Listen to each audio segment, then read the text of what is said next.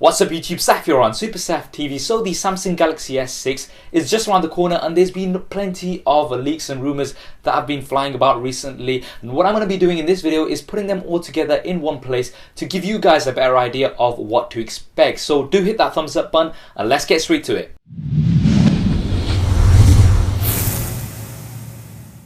So the Samsung Galaxy S series has been hugely popular, but the Samsung Galaxy S5 wasn't as popular as Samsung had hoped, and one of the main reasons for that was the build. It had a full plastic build in a market that demands premium quality smartphones. So this is something that we're definitely looking to have improvements on. We've already seen some improvements from Samsung in the form of the Samsung Galaxy Note 4 as well as the Samsung Galaxy Alpha. So this build is the first rumor that we're going to be seeing something similar to the Note 4 and the Samsung Galaxy Alpha, which will consist of a metal frame and a plastic soft touch back. Now this has been hugely popular with the Samsung Galaxy Note 4, so it would actually make sense for Samsung to carry this on. But there's also some rumors that we might be seeing a full metal unibody. Now this is something that we've seen on the Samsung Galaxy A5, and that's a smartphone that's not fully available everywhere. It's only in certain markets, so you may or may not have heard of it. So this is also one of the possibility. And the most recent rumor that we've been hearing is that we're going to be getting a metal frame with a glass panel at the back like we've got with the Sony Xperia devices.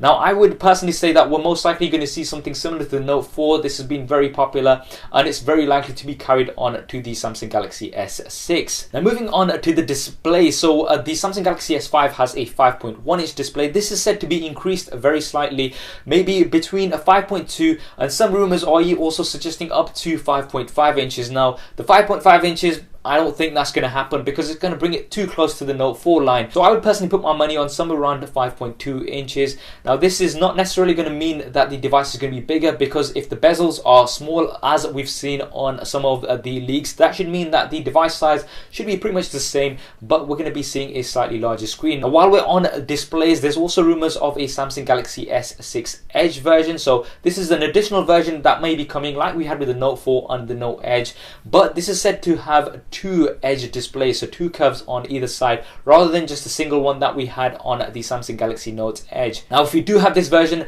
then it will definitely be an additional version, not the primary version, because this is something that's not mainstream as yet. In terms of the resolution of the screen, we're looking at a Quad HD display more than likely. So this is 2560 by 1440, and this is similar to what we've got with lots of other devices right now. The Samsung Galaxy Note 4 also has a Quad HD display. We also had a Quad HD display for the Samsung Galaxy S5 LTE-A version. Now there are some rumors that are suggesting that we might be seeing a 4K display, but this is looking very, very unlikely, and I would definitely take that with a pinch of salt. Maybe in the next few years we might be seeing 4K displays on smartphones. Right now this is very unlikely to happen. Now let's move on to the internals. Samsung have been known to really pack up their devices with some of the best internals out there. Now in terms of processors, right now the Qualcomm 810 is a 64-bit chip and it's one of the best out there.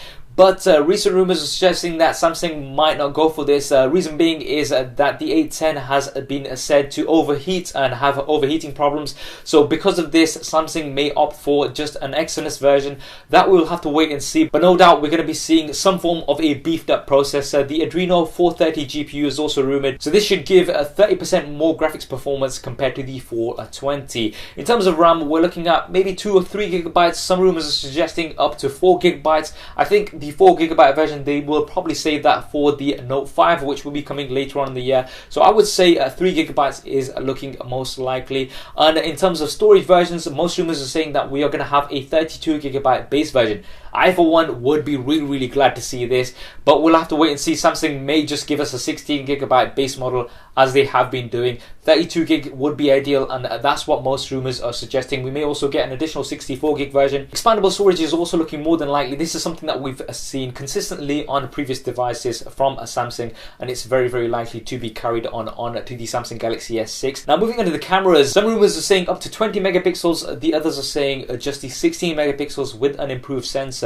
Either way, we should be getting some great quality. Optical image stabilization is also looking like something that we may see on the Samsung Galaxy S6. This is something that we have on the Note 4. 4K video goes without saying. In terms of the front-facing camera, we're going to be looking at least 3.7 megapixels, maybe even 5 megapixels, seeing as how popular selfies are these days. you all know about those selfies. Now moving on to the operating system, we're going to have Android, the latest version of Android, which is Lollipop. It's still going to have that TouchWiz skin on top. Now one of the good things is, there's some good news here, is that TouchWiz is said to be revamped and really cut down to a close to stock Android experience, and they're going to be getting rid of a lot of the bloatware. So as a lot of you know, TouchWiz can be useful and it's got some nice features such as multi-window, but there is a lot of bloatware in there which is absolutely useless and over time does slow down your device. So I for one will be really glad if they do cut back TouchWiz and give us a more close to stock Android experience. Moving on to the battery, we should be seeing